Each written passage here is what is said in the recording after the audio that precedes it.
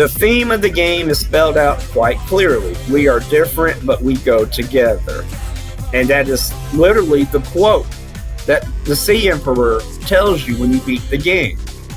That even though we are different, we go together. Inclusion, acceptance, tolerance of differences, diversity. If Riley and an alien leviathan, an alien sentient being, if they can form an understanding and cooperate, why can't human fucking beings do that? Why can't, oh jeez. Following a presentation like that is a very tall order. I don't believe Below Zero has done so successfully. Andreas replies to Old Wolf. Good Lord, what a nonsense. This has nothing to do with white man and killing. It has everything to do with bad game design. Wonderful Waffles also replies. Alright, I love this game. Everything is great, except for the story. The story is good, but isn't really meaningful. Like when I fixed Alan's body and cured the Leviathan, it felt somewhat rewarding, but not meaningful. Well, that's for the new story at least. I really liked the plot of the old one, though, with the Vesper, though it seemed way too easy and the plot was easy to decipher. What I wanted was a mix between the two because I thought the old storyline was great, but make it slightly harder like the new story. In Subnautica, the game hits you with a big cinematic, but then you have to figure things out on your own. Then you get a proper storyline, but with Below Zero, that game tells you basically what to do. Though everything else is great, the graphics, the monsters, and the music, I rate it an 8 out of 10. Brzezinski, curing a dead Leviathan sounds like some kind of metaphor. Yeah, they're trying to revive the success of Subnautica, but they didn't. Defrag is going to respond to these paragraphs from Aldwolf. It's okay to have different opinions. To me, the Cyclops was my everything. I don't know about you, but I learned to use it to explore everywhere.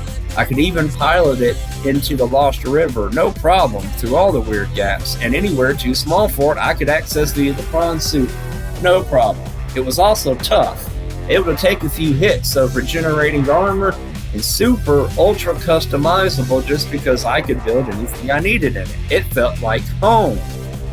The Sea Truck is the worst of the Sea Moth and Cyclops in my honest opinion, or in my opinion. And he lists off 6 reasons why. It takes damage from almost everything. It has no buffer for small impacts like the Cyclops' regenerating health does. At least destroying the small fish no longer damages it. Small mercies. Its vertical profile has all of the Cyclops' size problems and none of its advantages. The Sea Moth could fit in places the Sea Truck definitely would bang its head against and take needless damage. Now I need to take me a big old sip of coffee. No, I've been waiting my whole life for that. Oh boy. Detaching modules, accessing the prawn, etc. are all too many steps in practical gameplay. The least Unknown Worlds could do is add a quick module detach keybind while piloting the Sea Truck. As it is, it's at least a total of 10 to 12 seconds of wasted time getting out of my chair, pulling the switch, and then getting back in. It's just not conducive to exploration according to the Sea Truck's own stated mission profile. Getting in and out of the prawn suit is even worse. It's another 3-step process that takes even longer. Get out of the chair, get out of the truck, get into the suit. Was it too much to ask for a quick access panel? And yeah, I'll save my own personal take on that for later. I still got to do another video on Aldwolf's other topic. Oh my goodness, am I obsessed with Aldwolf? I don't know, but I got something to say. I personally found the individual modules extremely underwhelming. Granted, a casual player will definitely have no issues with them. This is highly personal as my Cyclops was a literal behemoth of a base with storage for hundreds of items and personalized living spaces. I will say this about my Cyclops. I have a section in my Cyclops with lockers that are labeled. I have everything I need for various multi-purpose rooms, a scanner room, fabricator, thermal reactor, bioreactor, nuclear reactor. If I want to make a base anywhere in Subnautica, I've got all the resources I could want for any base, for any bare design. I can just drive my Cyclops over and like boom, I can build the base right then and there. My accent came out. The twang of my voice said, "Yeehaw!" Anyway, yeah, that was a mobile base building platform to me. And if I wanted to build more, well, I've got another section that's filled with hundreds of titanium, quartz, and glass, so I know all about that. You want a mod for your game? The Cyclops was a mod. Anyway, number 6. What's up with the modules taking 30% damage if you back into them wrongly with the sea truck? I once lost 30 minutes. 30 minutes, bruh. 30 minutes is not... It hurts to lose 30 minutes. But lose about an hour and a half, 2.5 hours, and we'll talk. But anyway, he lost 30 minutes of progress loading an old save when he backed into a sea truck the wrong way and utterly annihilated his fabricator module with all of his ion cubes and no way to salvage any of them. When you lost your Cyclops, you could salvage it, but oh well. Even a prawn suit bumping into them wrong causes catastrophic damage. Why do they take extreme damage if you bump into them wrong, but a Leviathan attack also works the same? Now, the sea truck idea isn't bad, and I agree. And I want to do a quick interjection.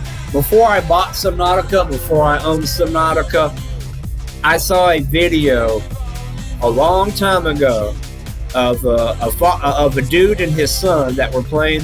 They were doing like a little video for Subnautica Below Zero in early access. This was back when the ice worm was so new. It didn't work right, but just the fact that you could... As a matter of fact, it was so long ago, the Thumper spawned the ice worm. This was back when the Thumper would attract and cause an ice worm to appear. So the guy, you know, he spawned a Thumper in his inventory, he put it on an iceberg, and then the ice worm would appear and do its animations, but it couldn't hurt him because it wasn't fully programmed, right? This was a long time ago, a couple years ago. And I'm like, wow, this is awesome. I saw him, he gave himself a mobile vehicle bay.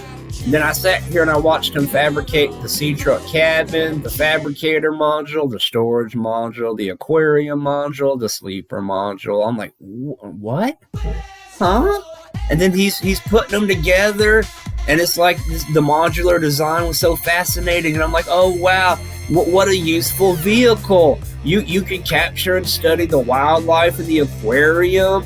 You can fabricate and craft resource. You can craft materials with the resources you gather on your vehicle. You could sleep in the vehicle. I'm like, oh man, the sea truck is fucking awesome. Do you hear the excitement and the optimism and the hope in my voice? Good, because all of it got crashed. It got dashed, smashed into pieces, annihilated, obliterated, raped, drowned.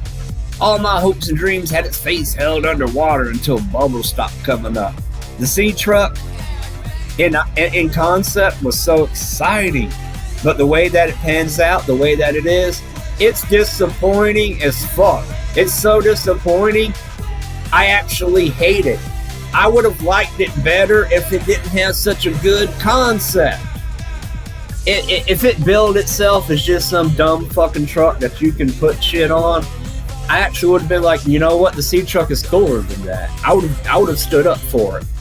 But the way they presented the sea truck and the way that the sea truck comes out, I want to smack the shit out of it. I want to backhand the sea truck in its fucking mouth, smack some teeth out its goddamn face. It's like, look here, how the fuck can you have such a good upbringing and then you fuck it up so hard? Next video.